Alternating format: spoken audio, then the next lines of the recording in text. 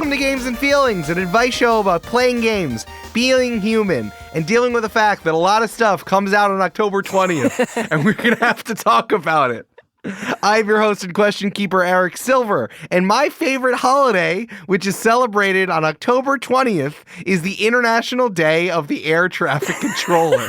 And you know, good for them. I get a cake, and they're like, "Where do you want the cake?" And I'm like, "I want it over there. There, that way." You can imagine what I'm doing with my hands, listener. Just imagine what I'm doing with my arms and hands. There's a lot of motion. There's a lot of motion happening. Mischa Stanton, what's your favorite holiday to celebrate on October 20th? I think my favorite holiday to celebrate on October 20th is National Call-In Day for Health Reform. Whoa! I think, very much on brand for you. I think we all need it, and I think we all want it. For sure. Special shout out to holidays-and-observances.com/October-20th.html where we're looking up all of these holidays. Wait, hold on. When was this made? Copyright 2012 to 2023. Incredible. Could not have assumed it was made later than 2003. For sure. I really like some of the other ones on here. I'm sure you're all looking up this website as we speak because obviously it's in the episode description. But shout out to National Suspenders Day, Office Chocolate Day, which feels inappropriate. Maybe it's a holdover from a different time. I don't know about specifically office chocolate as opposed to... I don't like that it's office chocolate either, absolutely. International Sloth Day, very fun, very apt. National Brandied Fruit Day. Only in the United States, apparently. I also big shout out to Community Media Day, because that's us, baby. That one also counts for us. That's good. Well, Mischa, the reason why we're talking about October 20th here at Games and Feelings is because we're going to spend 4 hours breaking down Killers of the Flower Moon. Great piece of media that came out. Only slightly longer than the actual movie. I will say that I didn't do this on October 20th, but I did make my own Barbenheimer. I've been calling it Killers of the Mario Moon for the entire time. I did, in fact, see Killers of the Flower Moon in the afternoon and then beat Mario Wonder at the end of that day. So I was really proud. Killers of the Mario Moon does sound like you're bringing your Switch into the theater with you to see Killers of the Flower Moon. And it's really long, and you can hear Taylor Swift's Eras Tour movie at the same time, so I'm kind of out of it anyway. That's the double viewing for the weekend. It's Killers of the Flower Moon and the Eras Tour. Eras of the Flower Moon is really pretty good. I like that. Pretty good. I wish that there was one of those websites that told you when to pee, but it's like, hey, when can I pull out my Switch in the middle of this movie? When can I do that? If you stop it right at an hour and 29, you can fit in World 4-3. Like when this comes to Apple TV Plus, it's like, all right, this is how you split up Killers of the Flower Moon into a mini-series. So you can pick up like a few minutes of Spider-Man 2, just grind out. I know you're still getting some of the medals, just grind it out. Eric, did you know that if you start playing Super Mario Wonder and Fear and Loathing in Las Vegas at the same time, when he drops acid and when Mario gets the first, I don't know, Wonder Flower, is that what's in that game? They coincide. Yeah. They like sync up. It's cool. Do you know at summer camp we actually did Dark Side of Oz? We actually did it. How was it? It was interesting. For those of you who don't know, there is a long-running myth that if you start playing Dark Side of the Moon by Pink Floyd and play The Wizard of Oz at the same time, like there are points in it that sync up, especially like when the Technicolor happens, like the song Money, which is just like jingling coins, like it all kind of starts like that. And like there's a big thing that happens when it becomes a color. So good joke, Mischa. But I did it, and it was underwhelming because it's supposed to be for vinyl. So it's weird when even a CD changer does in fact put in some time where it does off-sync it, even if there were some supposed crossovers. No, you gotta do it on vinyl, man. That's the only way. You gotta do it on vinyl. And then me at 12 at summer camp being like, you gotta do it on vinyl! You gotta! All right, so we are, in fact, this is a special October 20th episode of Games and Feelings. We're going to be a contemporary video game podcast and talk about new games that are coming out. I have played almost all of Super Mario Bros. Wonder, the new game that came out. A lot of video games have actually come out on October 20th. I've known about this for a while. Yeah. There was a Kotaku article that's like, all of these games are coming out around this time. So we're not talking about Alan Wake 2. We're not talking about Assassin's Creed Mirage and all the other stuff. We're talking about Mario Wonder, and Spider-Man 2, which Mischa How far are you in it now? I literally just 100% completed Spider-Man 2 like 5 minutes before we started recording. That's absolutely incredible. You're fresh. You know exactly what's happening. It was so good. I want to say that I literally did buy a PS5 for myself so that I could play this. Also, same. Like, don't get me wrong. I had a PS4, so I had some other games I could load on there. But I did buy the console because of Spider-Man 2. That's fair. This is my chance to also say I did not buy it. Amanda and Jasper peer pressured me into buying it. And then I went, I don't know. And then Amanda bought it for me as an early Hanukkah present. Yeah, I don't know if that's like some kind of obligation or your favorite thing, Prezi No Reason. It was a Prezi. It was too big for Prezi No Reason. Like, I was not ready for that. But Amanda did go to a Best Buy and pick it up. So that was good. Prezi No Reason. It was a Prezi No Reason. It was a Prezi for a good reason, not holiday. And I'm like, no, you're putting this as my Hanukkah present. You're not going to get me more. And she might get me more anyway, but it was really, really wild. What do you mean? You didn't get it for National Suspenders Day? I thought we... No, it was for Office Chocolates Day. That's what she got it for me. Oh, it's a chocolate PS5. Delicious. Yeah. All right, Mischa, I have some questions here that are going to work for both of us. So I'll ask the question, and you talk about Spider-Man 2, and I will talk about Mario Wonder. That sounds great. The first thing is, how do you unlock Daisy? There's a Daisy suit when you beat all of the hunter bases. You get a big poofy dress and you fly through the streets of New York. Yeah. This is going to be a very games and feelingsy review of these two games. I think it's funny that these came out at the same time. So, I mean, this matters less for me, but I think for Mischa, don't worry. If you want to play Spider-Man 2 and you haven't 100%ed it, we're going to keep as much content spoilers as possible. Yes. I will say maybe like spoilers for like where the game starts, like the beginning setup of the game. I'm not going to give any story spoilers. I'm going to try really, really hard to avoid mechanical spoilers while still talking about how cool this game is. Yeah, for sure. And I'll do the same with Mario. I mean, there's some things that are definitely already in the marketing, but I think there are a lot of surprises, especially in both of our games, but a lot, like kind of the whole game is based around like, oh my God, so look at this. For Mario Wonder. So specifically, I will also try as well. So you can just enjoy it, even if you're not playing these games or you want to play it. Hopefully, this will be good for you. Yep. All right. First question, Mischa, what feeling did you have when you What feeling did you have when you started this game? When I started this game, I was just so hype. Spider-Man 1 is one of my favorite games. I've played it through 4 or 5 times now. Miles Morales, fantastic DLC, probably shouldn't have been its own release, probably should have just been a paid DLC, but it's really good. And I have been looking forward to this game for years, and it starts on a real high note. And so, like, it truly is like a cutscene, and then let's go. I was so hype. I feel like for Spider-Man 2 specifically, the hype has been building incredibly. Because, like, didn't Miles Morales happen because of, like, COVID delays and weird stuff, and then they ended up building it out to, it was like 60% of a video game, and they're like, you know what, let's put it out. It was definitely like, I think it was definitely a playground where they tested out a bunch of stuff for the sequel. I think they knew pretty early on that they were going to have to give Miles lightning powers when they made him a playable character, so they like made this prequel, this like interquel game so that the lightning would be super crisp by the time you got to Spider-Man 2.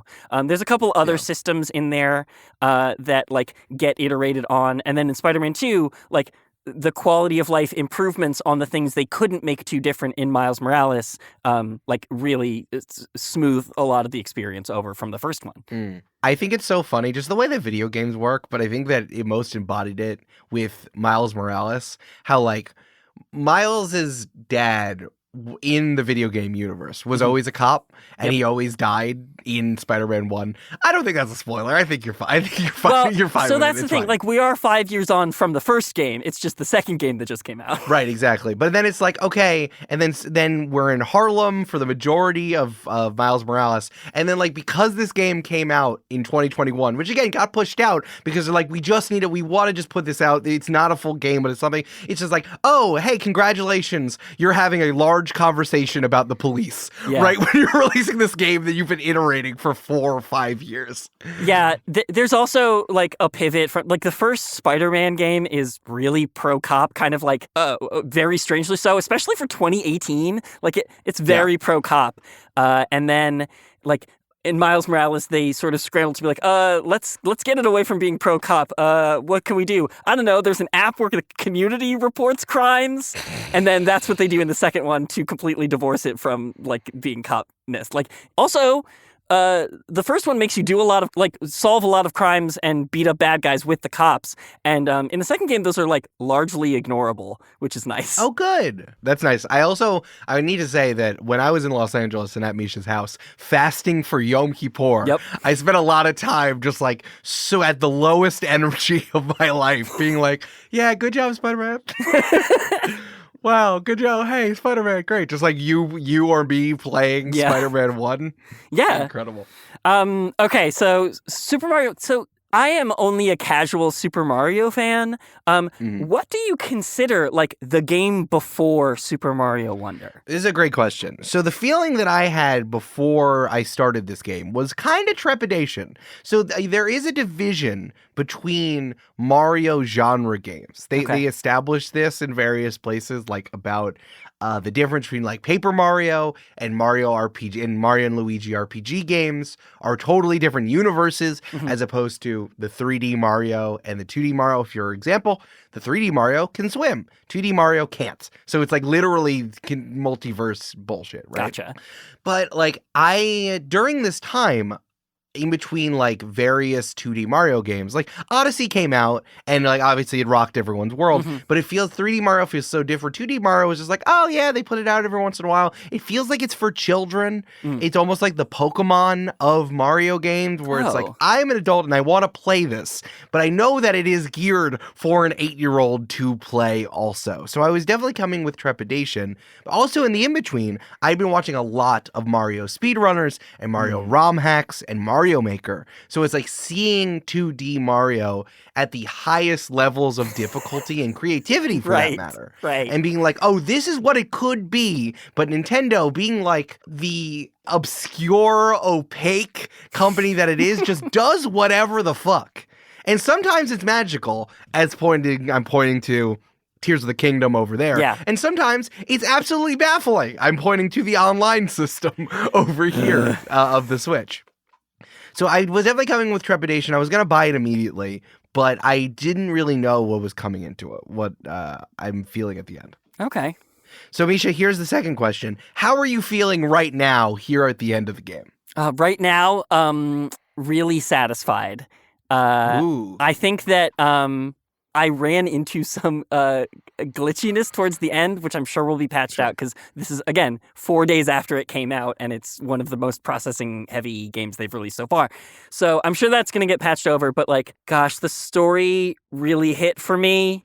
Man, you never hear. I know that that's like a new thing you say about video games as people try to make them movies at the same time, but like that's good. Truly, good job. I played it pretty much the entire time with my wife Erin on the couch next to me. We both, all the time we were watching it or playing it, we were like, "Man, this is the best Spider-Man movie.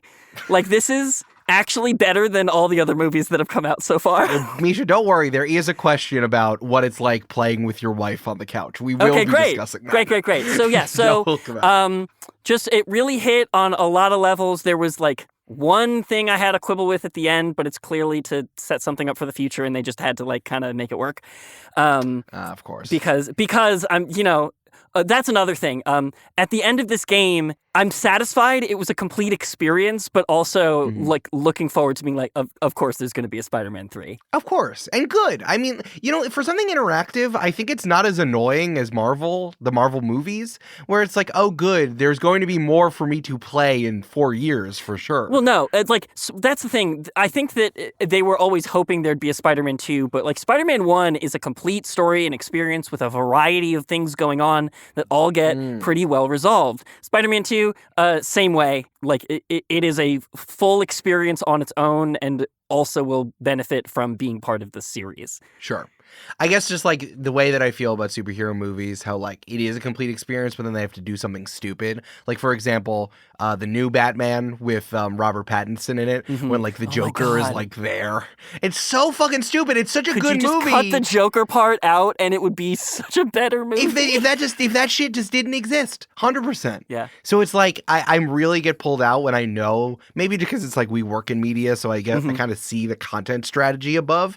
But I almost want to forgive that more for a video game because it's like, oh, good, more for me to play. And at least like the active verb of play is different than, oh, you're gonna deliver me more drivel next year in the movie theater. And I also think that as the movies have spent more and more of their runtime doing that part of the movie making thing, where now, like Ant-Man 3 was fully like 40 minutes of set up the future. So like by comparison, I completed this game, I would say, in a crisp 15 hours. They're advertising 20. But like of those 15 hours, I want to say 2 minutes of it was devoted to that part. Good. To setting up the future. That's a good part. percentage. That's a very good percentage. Yeah. I'm going to say the feeling that I have now at the end, I'm really impressed. I'm impressed. Nintendo tried and they did it. There's in a way where it didn't feel like childish at the same time, where it's like I was really impressed by what happened. Yeah, it was not as hard necessarily as I thought it would be. Like I played there's another 2D one that has like a notorious really hard level at the end. But I think that how hard can they make it for something that isn't made by someone who decided to put 500 hours into a ROM hack, Like it all, and it looked really pretty. It really did. So I was really impressed in a few ways. So I'm just like, good. I know I barreled it a little bit, like in 3 days, but I might return to it. I might play it again. But I was actually genuinely impressed. It was really nice. Yeah, so that's an interesting dichotomy between our two games. Is like I was impressed narratively and I was impressed mechanically, but like, does Mario Wonder have a narrative that can impress in that way, or is it truly just like the pure like 2D Mario mechanical like evolution of it?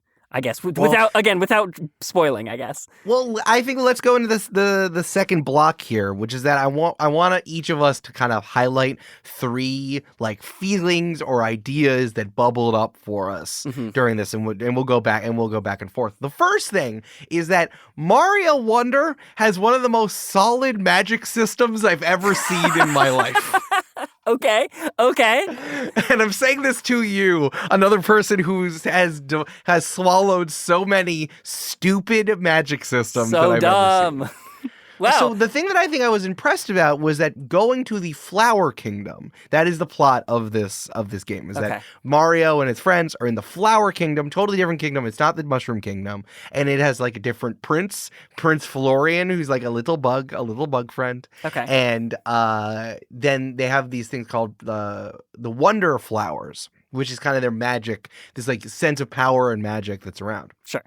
And Bowser steals the Wonder Flower and then melds with the castle, the main castle. So he's like a big vehicle / Bowser / like castle building at the same time. It's absolutely wild. Okay. It gets really, really phantasmagoric, I think is the only way for me to say it. And I'm like, wow, I can't believe you put this into a children's game, which is it's pretty fun. Because it was also incredibly colorful and like, E for everyone. But still, it was really, really interesting. So the magic system is that these flowers are magical. There are these magic flowers everywhere. I think that's hold on. As opposed to the other flowers which are not magical. Like the fire flower is not magical? Well, that's what this is what I'm getting at. Like the power-ups are atemporal. They're kind of like out of time and story. Like when you play a 2D Mario game, there's no justification. It's like, yeah, dude, I can turn into a Tanuki. I have a cape now. But it's like for these other things, there are these little flowers that are everywhere, and if you run over them, they shoot little like kind of pods in the air, these magical pods, and then something happens. Some like how like when you would find a secret in any other video game, you'd like push a button and then something would happen somewhere else. Yeah. Then like just because you found a secret thing. That is like a constant mechanic in this game. You run over a bud, it shoots seeds, and then something else happens. Maybe it will lead you to the next thing and drop coins in the shape of an arrow telling you where to go. Maybe it will drop a 10 flower coin, which is these 3 you need to get in every single level. Maybe some pipes are going to grow, or maybe like it's going to direct you and things are going to change. Like the magic system of flowers are magic and create secrets in the game, I think is super sturdy. And then every single time you touch a wonder flower, the weird stuff happens. However, you can still play most of the levels without touching the flower. Okay. But it's just like real standard. It's just very standardized in that way. So I think that the magic system integrates with the level design really nicely. And that's like, okay, the flower, because they're in the flower kingdom, flowers are magic. If you touch the magic goes weird, but also there's low-key magic happening everywhere. I think that's really cool. And it kind of like held the entire thing together and allowed you to go to like all these different places and do all of this weird stuff. Cool. That's rad. I thought it was really interesting. I thought it was really rad. I thought it was really cool. Hey, Mischa, tell me one like idea or thought or feeling that you got from Spider-Man 2. Well, I think the mechanical evolution in the second game is like significant and also cool because when you play the first game, when you get good enough at timing like the button presses, you can kind of just button mash and punch anyone in your way after a certain point. And it's like the same kind of like punch, dodge under, punch, punch, punch, finish. And that becomes the combat for most enemies in that game. Yes, I did want to ask you about this because when I was playing it at your house, I was like, oh, this is just like the Arkham games with Batman, the bad guy. And it's like, it's almost like much more slow because it's like Batman. Also, it's like, there's less power in the things that we're using. But also it's like Batman is the detective and he goes punch, punch, dodge, punch, punch, punch. And like Spider-Man is so acrobatic, but it's weird that the mechanics in so many ways are still punch, punch, dodge, punch, punch, punch. Yeah, combo. It's a little bit more dynamic on like the square of the battlefield where like you can position people and move people and there's a bunch of extra stuff you can do on top of it. But a lot of times the best move is just punch, punch, dodge, punch, punch, punch. Spider-Man 2... evolves the villain types, the enemy types, so that like that doesn't always work anymore. And 2 have sort of created this system where instead of like, also in the first game you had these like more powerful web gadgets that like you'd kind of have to scroll into a weapon wheel and select one for like the current moment. It was very like Tony Stark is Spider-Man's dad sort of vibes, like from the Marvel movies. Well, it very much comes from Ratchet and Clank, which is made by the same studio. It was like a very clear like Ratchet and Clank. That's how it works, and then they put that system into Spider-Man and made it spider themed. But like sometimes you could forget that you put on a special weapon, and so you'd go to use your normal web shooter, which is the only one that recharges automatically, and you like use up all your gadgets, and then you don't have them for the fight anymore. They've changed the gadget system and the like electricity power for Miles and powers for Peter, and they put them so that it's like you're holding L1 and a button or R1 and a button, and so it's like an intentional combo press that you don't end up using it accidentally very often. And then the evolved enemy types, like you have to use those moves more. The game encourages you to use those special moves and the gadgets and the powers way, way more. So like, but they do run out and they're on a recharge. So you have to be very intentional about combat all of a sudden. And it really evolved the gameplay. I appreciate that you're going sprint. They did say that I think it's pretty obvious in the trailers, so I think you can say it if you want. Okay, so at a certain point, Peter gets Venom powers. Yeah. I kind of like that. That's really interesting that it's like, okay, if we're going to it's kind of funny because it's like, well, Miles is more powerful than Peter Parker. He's just younger. Yeah. But now it's like they had to bring Peter Parker up to Miles's level by giving him Venom powers too. Yeah. Well, I won't spoil. There's something that happens in the story that like both of their powers do evolve over the story. And that happens in interesting ways. Like at the very beginning, and it's kind of low key, but like Peter at the start has like those 4 mecha arm powers, and like Yeah. those get quickly replaced in the narrative by the Venom powers, and it's so clear that they want you to use the Venom powers more. But like there is sort of like they both start at a place and they both finish at a place. So it's not just Peter that gets new stuff. Yeah, I just kind of like that as a funny, like, you guys are both novices now and you will grow in your powers. Like, what a very smooth way to do that. Well, you do start Spider-Man 2 with all the powers that you unlock in Spider-Man 1, which is a thing that just generally cool. about sequels that I love when they do that.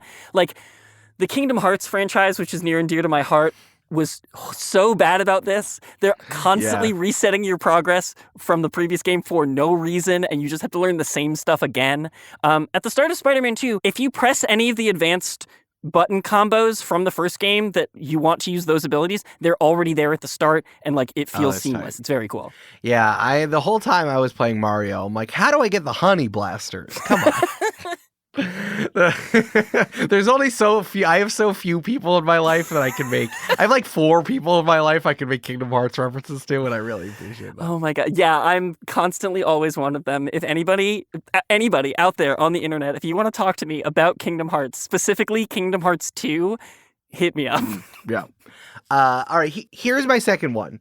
I started playing a game with myself of if I could predict what the Wonder Flower was going to be. Oh, yeah. And I lost 90% of the time. Very cool. Which is like, this is what I'm saying about Nintendo being weird sometimes, where they're like, oh yeah, like they do. So I feel, not that they phone it in, but I just don't think that they're thinking original a lot of the time. Sometimes they blow it out, right? Yeah. Whoever invented the Tears of the Kingdom stick things together power, like, congratulations. You done it. You are so innovative. And Nintendo does a lot of innovative stuff a lot of the time, but sometimes they just phone it in. And I think a lot of the time they phone it in on the 2D Mario because it's just like, yeah, give the people what they want. They want the guy who runs and you get to the end of the level. They want a new mechanic for their Mario Maker speedruns. Yeah, exactly.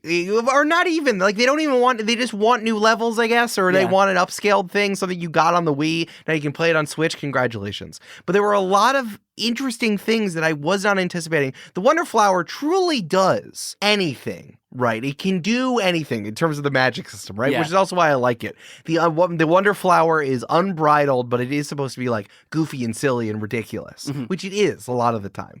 But then when I'm like, oh, it has to be themed on the level, so I think, oh, I'm going to turn into this enemy, or these things, or these trees are going to change, or the pipes are going to change. Like, and then I was surprised 90% of the time. That's they really cool. really did get me. So I don't want to say any of it on here, but in the first 3 levels, they really tell you what's going to happen. The second level, you get the Wonder Flower, and then it turns into a march of piranha plants where they get out of their pipes and dance and sing.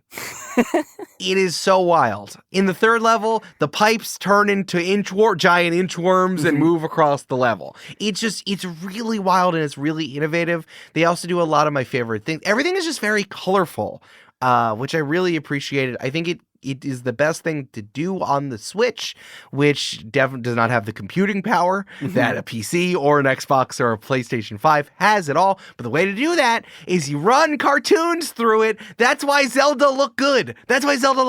Yeah. And Nintendo knows that, and no one else knows that. Well, and I'm going to ask you about that maybe a little bit later too. But I have some interesting thoughts about the Wonder on the Switch. Yeah, absolutely. But yeah, no, I was really surprised, and like I had a lot of fun. I certainly gasped a few times. I smiled, I laughed, which is stuff I was not anticipating from kind of like a mainline Nintendo game. Yeah. And the Wonder Flower are good. I think that, like, obviously we're the internet, so we kind of like got our jollies out by being like, ho ho ho, you're on drugs, ha ha. Yeah. But I think it really undersold the sheer wonder. Like the name Wonder is apt for the game. Cool. I think that's so interesting too, that like the way you framed it is not like something cool happened. It's that I was trying to expect something and I rarely expected it. The fact that like the game in every moment has to set an expectation and exceed it all within like 10 seconds. And that like that's such an advanced move to be able to constantly do that. Especially because it's Mario, right? Yeah. Is like everyone literally one of the oldest video games. and there's cajillions of videos about how 1-1 of the original Mario game is the perfect level, right? Yeah. Like they are so good at teaching you concepts and then immediately inverting it. You can see it with Donkey Kong Tropical Freeze, as for a modern example. Like those levels are incredible, and the Wonder Flower is leaning into doing innovative stuff within an expected. If you try to expect something, they will probably invert it. Hell yeah. That's rad. Yeah. All right, give me one more thought. I mean, I think it was so thoughtful of them to put a Superman game in my Spider-Man game. Yo. Oh yeah, I was not even expecting this. Spider-Man 1 had some great traversal. One of the biggest things about Spider-Man is you have to feel like you're swinging on webs through New York and that you are doing it well. That's why the first game starts like Spider-Man's been around for 8 years. It's so like he feels competent even when you pick him up the first time at swinging, and it just feels good.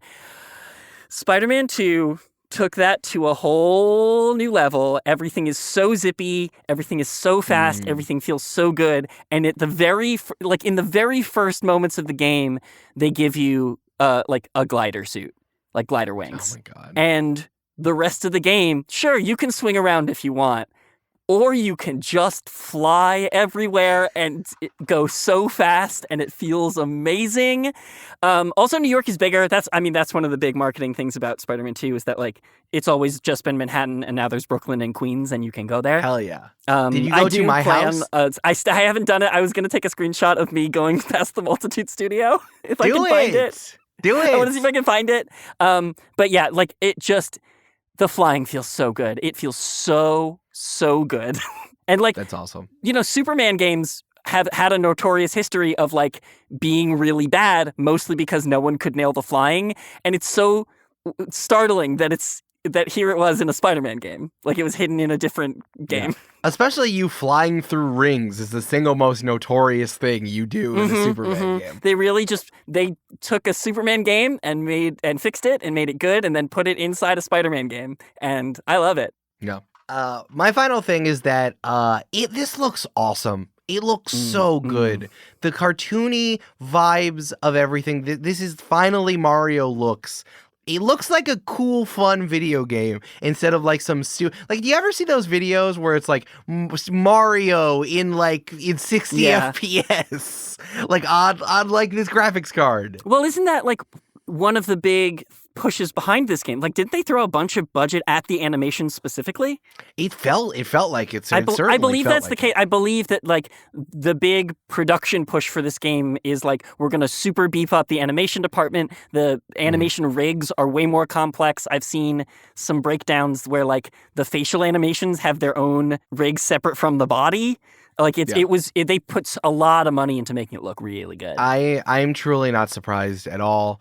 Something that surprised me every time that I noticed, even at the end, something that made me happy every time is when you get a mushroom and when you get a fire flower, whenever you get a power up, like your character does a pose, right? Yeah. But I noticed every single time you get a mushroom, you go from small to large, and I played Luigi the entire time. There's this pose that they do that's very like Enter the Spider-Verse, where it's like with this like color behind it is for Luigi it was yellow, and then every time he went okay, and then this yellow happened behind him, and I'm like, that is so cool. I notice it every single time.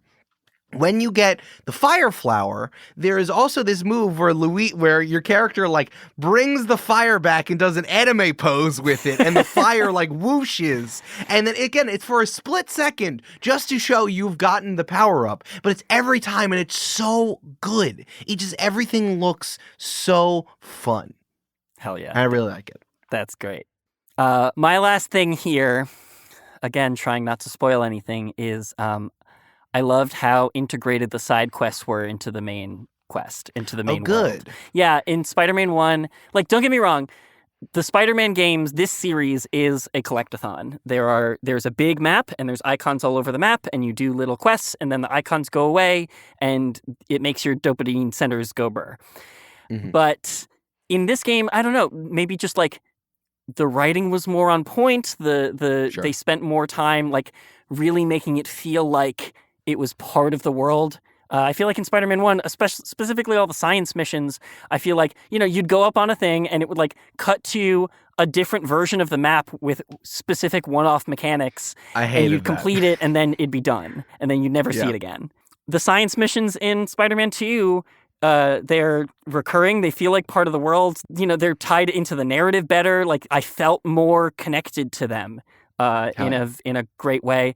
Again, it's still a collectathon, but I don't know. It felt more narratively integrated, and I appreciated that a lot. I'll take that. That sounds great.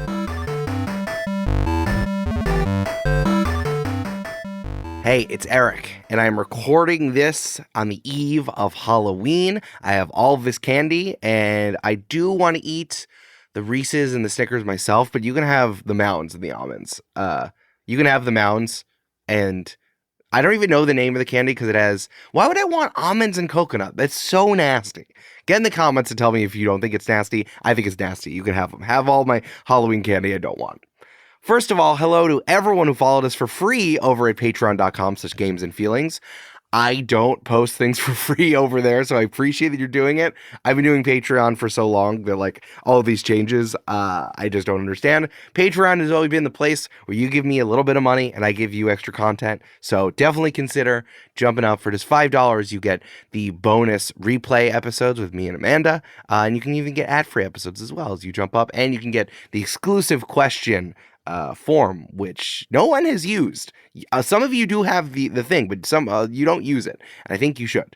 Also, shout out to producer level patrons Polly Burge, Kelsey Duffy, and Peyton, who are all going as Dice from Yahtzee for Halloween, which I think is really cute. It is a great day to try another show here at the Multitude Podcast Collective. We have a new game show here, a new show about games. Big Game Hunger is a weekly comedy show where Jenna Stieber and friends craft the next big video game every episode. I have admired Jenna as a video game journalist and as a YouTuber and just as a person on the internet for a very long time. And she's been on a bunch of episodes of Games and Feelings, especially the live show we did at PAX. So I'm so happy that she's doing a show with Multitude. It's going to be incredible. Starting with a randomly generated genre, concept, and vibe, Jenna and a variety of funny and game-obsessed guests will take these ideas far enough that they can pitch it to a shadowy board of rich investors. By the end of the episode, they'll have honed an IP so irresistible, you'll be ready to risk it all. And by all, I mean $25 on Steam. This is such like a throwback to some of my favorite older types of podcasts, which is like a bunch of funny people make something up that they know stuff about. And I'm very excited for you all to hear it. Big Game Hunger already has one episode out. You got to check it out. New episodes every Monday. It's going to keep coming. It's weekly from the beginning. Jenna's hilarious. I'm going to be on an episode sooner rather than later, so y'all should go check that out. Big Game Hunger. We are sponsored this week by Ravensburger Jigsaw Puzzles. Indulge in the timeless pleasure of assembling Ravensburger's extraordinary jigsaw puzzles. The premium quality of these puzzles, they're crafted with meticulous attention to detail, bringing you an unparalleled puzzle-solving experience. With a rich heritage dating back to 1883, Ravensburger puzzles have become an integral part of families' lives across generations. Share the joy of puzzling with family and friends, knowing that your cherished puzzles will stand the test of time. You can point to that puzzle and be like, I made this in 2023. And they'll be like, Grandpa, everything's so different. What's a puzzle? It's 2077. It's cyberpunk. And you're like, oh, wow. I remember when I was buggy. They'll be like, oh, Grandpa, you're in like a robot body. We can't understand you. That'll be you with Ravensburger. Are you up to the challenge? Shop Ravensburger today at your local game store or find it on Amazon. And now, back to the show. All right, Mischa, well, I do have a question. I think that we do need to, because we are honest video gamers, we can be negative. We can be a little negative about the things that we had here. Okay. I think that some mechanics just straight up didn't work in some of the levels that I did. It was just like, I'm like, this enemy's stupid. Or like, this Wonder Flower power is stupid. There was ones where they slowed down and sped up time. And I'm like, that's so boring, guys. Like the ones where they just assigned that to it was like, you guys couldn't think of something. So you just slapped this on there. I just didn't like it. Yeah. And like some of the enemies, I could not figure out the mechanics of some of the enemies. So it's like, but again, it's so small. I think that there's some weird multiplayer stuff where it's like Nintendo still has not really figured out online play.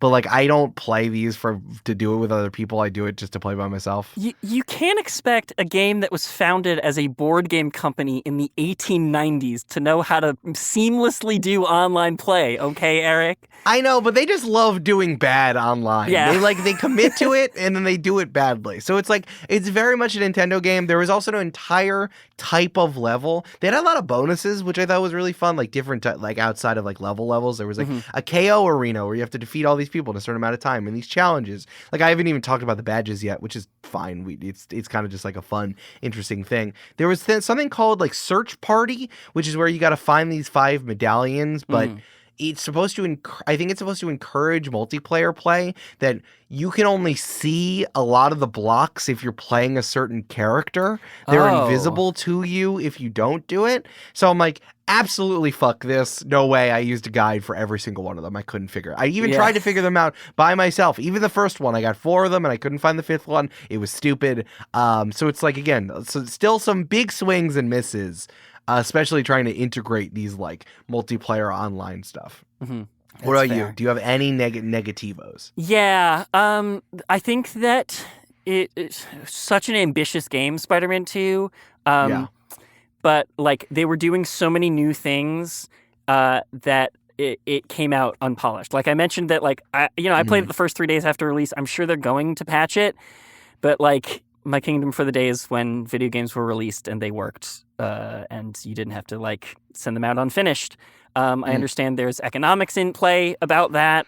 I understand why this is the process to get games to look as good as they can look these days. Some things were glitchy. Some of the new systems interacted in a way that like made the seams very obvious, where like I'd use one new weapon on one new type of enemy and it would blast them to a part of the map that like their new AI wasn't equipped for, and then they'd get stuck in a corner or something. Stuff that I'm sure they'll patch, but like like it was doing so many new things, as opposed to another game that came out this year, Tears of the Kingdom, which really did like 2 or 3 new things, but they spent an extra year making sure those new things worked so well you'd never notice. Right. Very similar thing, how it's like they just kind of layered on to the previous thing, as Tears of the Kingdom felt layered on to Breath of the Wild. And I mean, that's true. Also because of literal that makes setting. it a really apt comparison. You're right. Yeah, I'm really good at this, Mischa. Okay, fine. Good. Mischa was fucking doing it. It's good.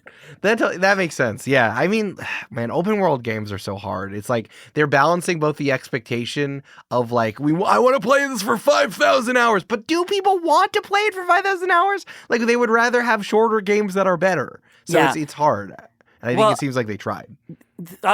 Back to things I love about this game. What is good about this game is like once you complete everything, once you unlock your maximum powers, like, do you know how many hours I'm going to spend just turning on music on Spotify and swinging and flying through the streets of New York? Like, that sounds tight. That's all anyone really wanted. That's true. All right, let's get to some weirder questions here. Okay. Mischa, your Spider-Man 2 is part of a long tradition of these types of games, whether it be Spider-Man, superhero, or open world. Is this the best version of this long tradition of games? Interesting question. It's definitely the best Spider-Man game. It's probably the best superhero game. I don't know that I have played enough open worlds to have like a really educated opinion on this. A lot of people think that like the open worldness of Spider-Man 1 got really repetitive by the end and like wasn't actually the best open world. It felt good to swing through, but it wasn't the best open world.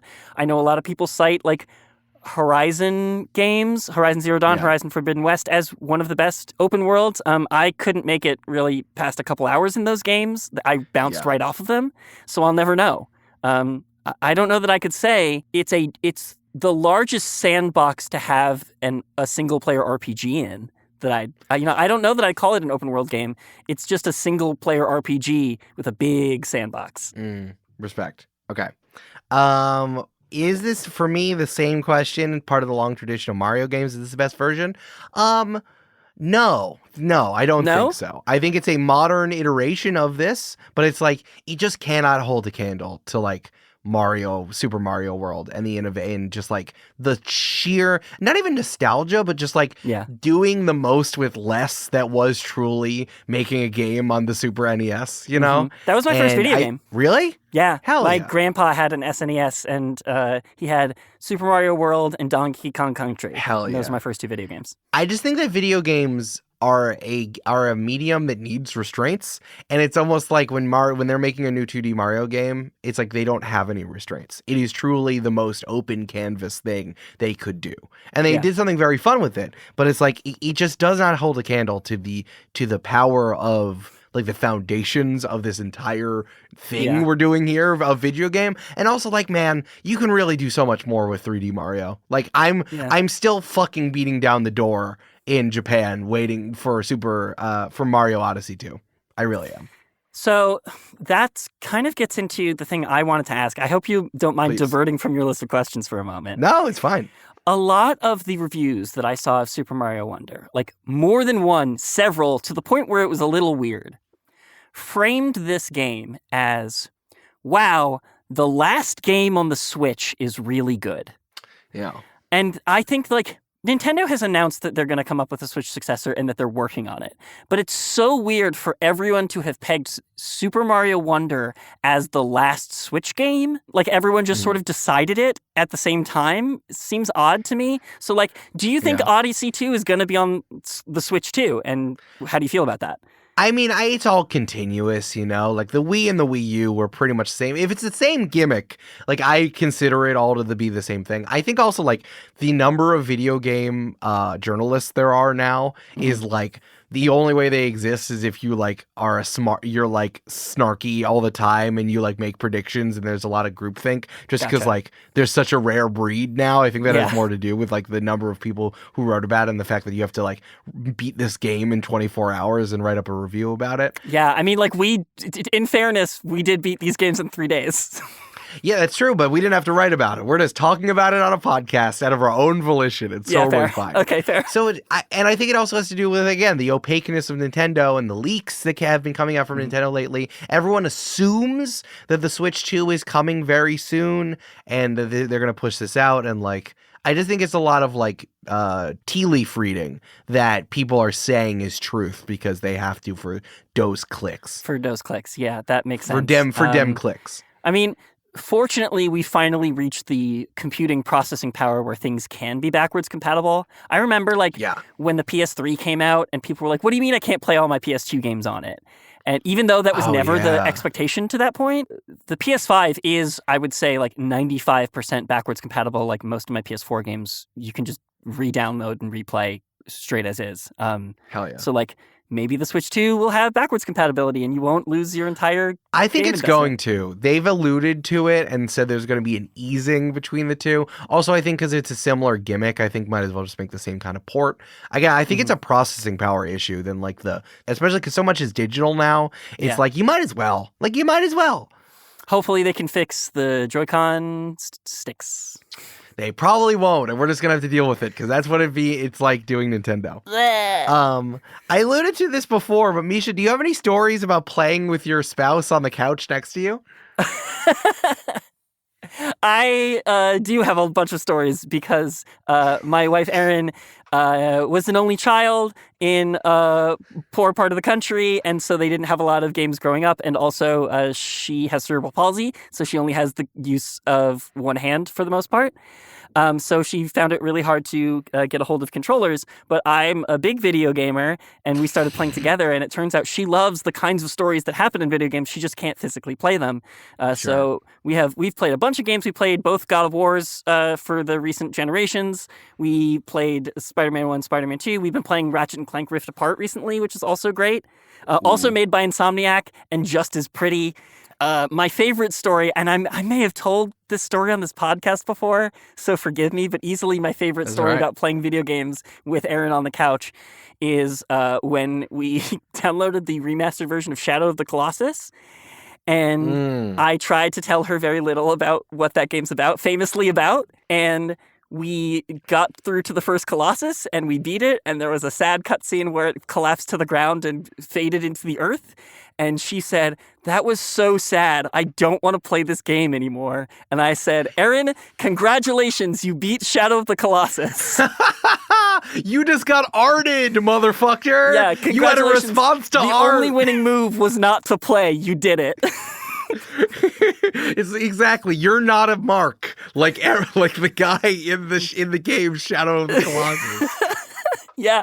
So that's easily my favorite story of playing couch co-op with my wife. What about you? Amanda loves watching me play video games. Amanda truly does not consume conflict as a part of her entertainment, unless it's on reality shows, and I think that she's okay with the abstraction of it. It's not real conflict.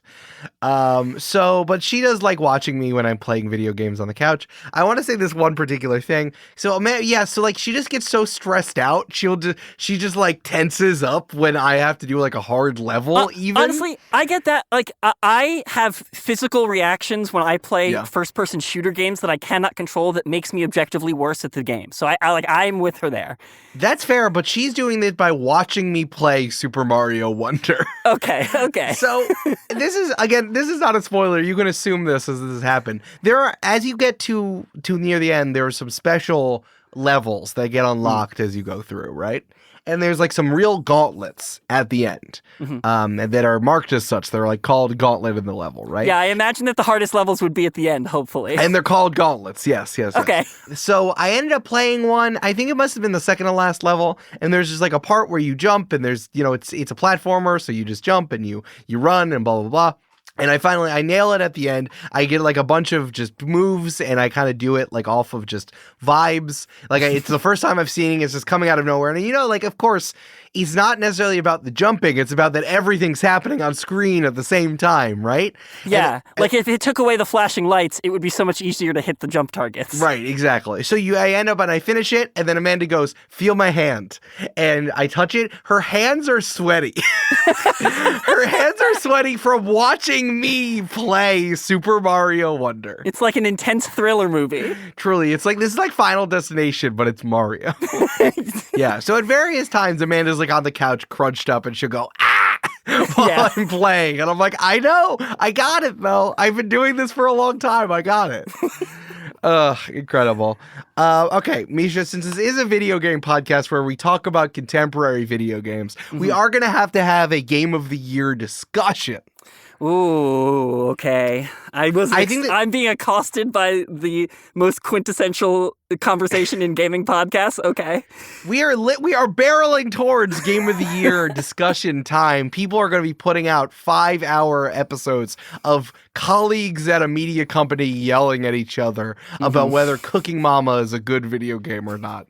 Like, truly. I got some questions here. The thing is that, like, I've been annoyed about this the entire time because Legend of Zelda Tears of the Kingdom, I think, is an absolute goddamn triumph. It is a piece of art. It is innovative. It is incredible for what it does. And it's polished to hell. Yes. And it showed, and as Super Mario Wonder has also showed, the more time you put into a video game, usually the better it is. Stop putting things out so quickly. Video game industry, right? And then Baldur's Gate 3 showed up. And I didn't want to play it anyway because I could care literally nothing about playing in the Forgotten Realms. And then everyone's like, "Oh my god, the tiefling wants to fuck me. I love it." And everyone's like, "Game of the Year." I'm like, "No, it's not. No, it's not. Game of Zelda's right there." So, hold on. You're telling me that there's a game after the Baldur's Gate 3 character creator? No, there isn't. No. Yeah, I didn't think there was. Thanks. We already talked about this. I love it. If it was anywhere other than the Forgotten Realms and the truly standard bog, the Mario of fantasy worlds, then miss me with it. Please miss me with it. The World 1-1 of RPG settings. Yeah, and I think that just the separation of time between Zelda and Baldur's Gate made people forget about it and confirmation bias of Baldur's Gate. So I'm glad that this burst at the end of the year is kind of like hopefully resetting people's brains, and we're starting to decide what exactly is the real Game of the Year instead of just screaming Baldur's Gate. Yeah. So can I just list some stuff that came out this year? Yes. Don't worry, an article they came out yesterday, gave most likely Game of the Year nominees by Metascore. Metascore. Shout out to Forbes. Thank you for being a content mill. Appreciate it. Forbes, I was going to say a real one, but no. No, they're not a real one. Okay, so we got Tears of the Kingdom, Street Fighter 6. It's a really awesome entry into fighting games, but fighting games are so niche. The people who like fighting games, I'm sure you like it, but it's niche. Listen, I have a good friend who's a fighting game fiend, and I have tried. I love watching fighting game tournaments, but like playing the games themselves, I don't get it. Similarly, I think Diablo 4. Again, people have been waiting for it for a long time. Very niche. I don't think it's going to crack it necessarily just because of the types of people who play that type of game. Yeah. Baldur's Gate 3, also very well rated. Again, couldn't tell you how the game was after the character creator, because I thought, again, much like Spore, I thought the character creator was the whole game. Yeah, that's fair. Sea of Stars is one that got really well rated. It was kind of like a throwback to 90s JRPGs, kind of like in that way. I didn't play it. It gave me Golden Sun vibes. I was a big Golden Sun for Game Boy Advance fan. Oh yeah. Cyberpunk 2077 got their shit together finally, and they released a new entry, Phantom Liberty, which had Idris Elba in it. I don't know it, but like the fact that it took them the time to get their shit together, like, can you be called Game of the Year if we all saw that you were so bad first? No, I think the answer is no. I think it's like the Oscars, it's like, it doesn't say anything about if people now think this is a good game. It's like, well, sometimes the Oscar committee gives you an Oscar and sometimes it doesn't, and it's not the be-all end-all. It's just an award. I don't think Cyberpunk is that one, though. No, I agree. Starfield, which is Skyrim in space, which has the same problems that all as Bethesda's games do. Here's another one. Here's the one that kind of bucked the trend. Alan Wake 2 is coming out today, this Friday, right before Halloween. Another one from our good friends over at Remedy, who made Control, which is one of my favorite games of all time. Yeah. Alan Wake, another real spooky, real emotional, and I think that kind of like they almost juked the glut here of October 20th. Which I thought was interesting. Hogwarts Legacy is still on there. Remember when we were talking about that? I know, this one's appearing so high on lists, and I super wish it didn't. What happened to it? I thought we were boycotting this one, you guys. What happened? I think the people who did rate it gave it pretty good ratings, which is crazy. So I think that's why it's like now in conversation, because it got like an 80, even though no one actually talked about it because it was ridiculous. Yeah. And then we have like Armored Core 6, which came out. There was a Jedi Survivor game that came out. And also everyone's favorite little spooky game that Dredge, which I really loved. Right. So where do you think that Spider-Man 2 fits in with this list that we just kind of discussed? Like, do you think it's going to just pop to the top of Game of the Year? Or do you think it's going to I don't know. You're the one who played it. Let me know. Yeah, great question. No, I don't think so. I think really? I think Spider-Man 2 fans are going to be like Game of the Year, and anyone who doesn't care about icon collectathons and who is unimpressed by the swinging because that's not what they're looking for in games is going to say, sit down and be quiet. I think it's not a breakthrough hit. If you love the first one, you'll even more love the second one. If you were mildly interested by the first one, you can get into the second one. I don't think it has the 4-quadrant appeal video game wise. And like the new systems that are in it are iterations of the old systems. It's not advancing the industry quite the way as I'm going to call it Tears of the Kingdom did. I think it's Tears of the Kingdom because of the things it did under the hood and the things it did like above board. Like it was beloved and also one of the hardest things you can possibly do in video games at the same time. That's interesting. I was kind of hoping this would shake people out of their Baldur's Gate 3 reverie. I definitely rate this higher than Baldur's Gate. I think it's a better RPG than Baldur's Gate. Sure. I and it's so funny, but like the Spider-Man games, like they have those. Is that what a Western RPG is? I don't know. They have. So I've grown up loving that kind of game. Baldur's Gate was not the best one. And I think, honestly, Spider-Man 2 is better than that, but I don't think you can beat a Tears of the Kingdom with a Spider-Man 2. Yeah, but this one you could be a druid and a squirrel can watch you do it. If so. I mean, we can have a much larger conversation in a different episode about how I think there should be like more sex in games and how that shouldn't be, like, we shouldn't be as prudish as Protestants want us to be about that. I mean, this is literally happening in movies right now, where people are like, "Why sex scenes?" Listen, I think that there shouldn't be sex scenes. I think it's stupid that we make people do it. But it's like, I'm not going to keep people from doing it. Like, if that's, I don't know. There's an issue with like the industry we've built and making live human bodies do that. But like in video games where everything is computerized and simulated, like, let's tell those stories. But like, society's not ready for that. But that's not what we're talking about here. We don't have to talk about tiefling penis. We don't have to, Mischa. Pull out. As much as I want to pull out my tiefling penis. Sorry, pull up. I meant pull up. Fuck. Got him. No, so that is honestly what I think the biggest deal about Baldur's Gate 3 is, like, the character creator is so deep and so rich and a lot of fun to play with, and all of the romance and shipping, but only because, like, no other games have systems like that. Let's just make more games with systems like that, and that won't be enough to win Game of the Year anymore. Yeah, I know. Hot take, baby, but I'll stand by it. I mean, that's fair. I mean, yeah, okay. Mario Wonder, I think, will be in some people's like top 5 or top 10, but I think it's going to come down to like Nintendo fanboy stuff, which there are a lot of. But I think that people might discount it, being like, "Oh, I don't want to play this type of game anyway." It's almost funny, like the 2D Mario, the 2D platformer is almost like its own niche, like its own, different than like Diablo 4, I guess. Yeah, and I think like Super Mario Wonder, as great as it sounds, like, again, I'm not the biggest fan of the Mario games. I've played a few of them, but not all of them, and not to completion.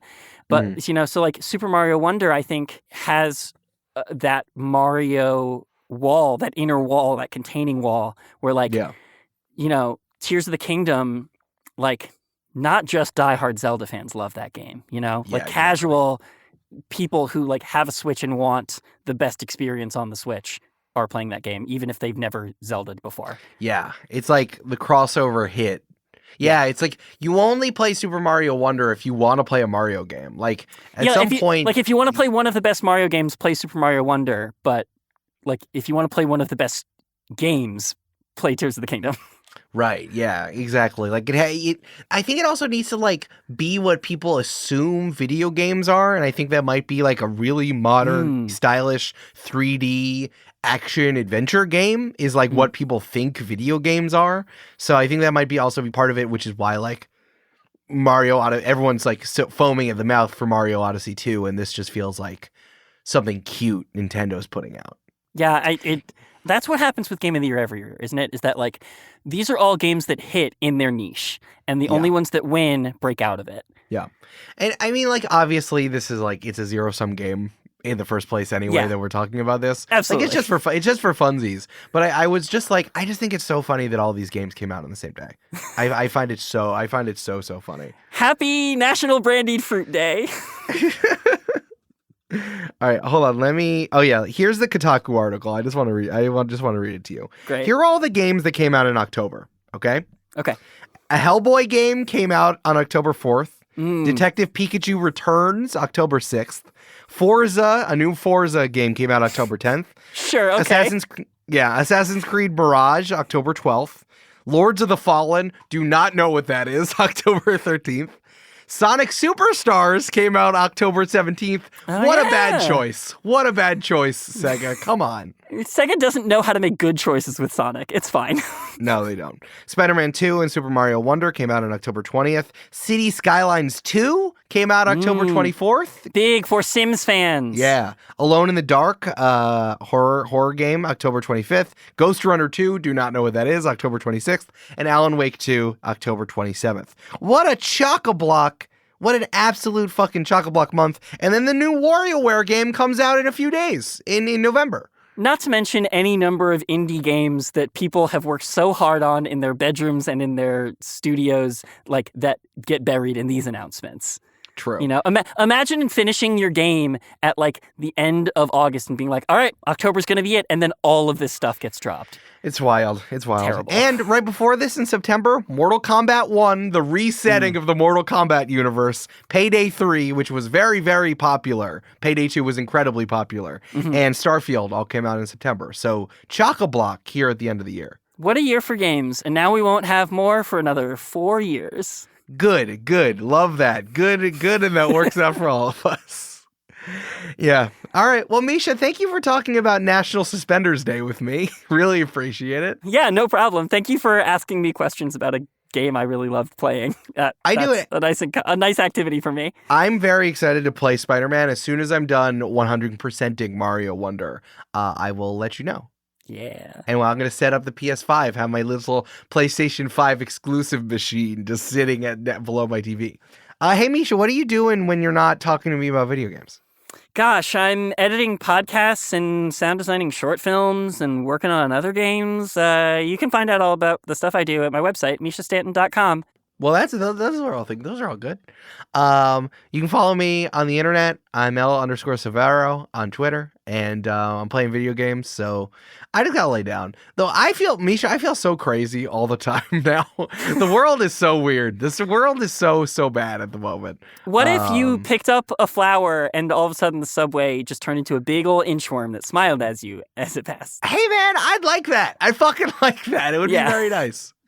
Yes, please continue to submit questions over on the website. We love your advice questions. We almost always answer them unless we're doing something special.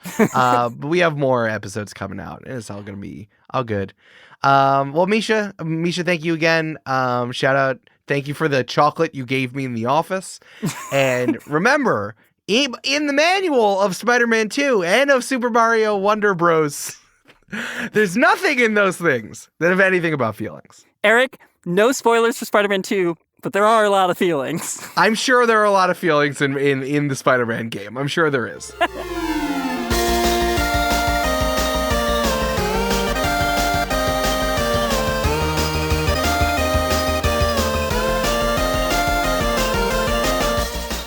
Games and Feelings is produced by Eric Silver and edited and mixed by Mischa Stanton. The theme music is Return to French Toast Castle by Jeff Bryce, and the art was created by Jessica Boyd. Find transcripts for this episode and all episodes at our website, gamesandfeelings.com. Until next time, press X to enjoy the podcast.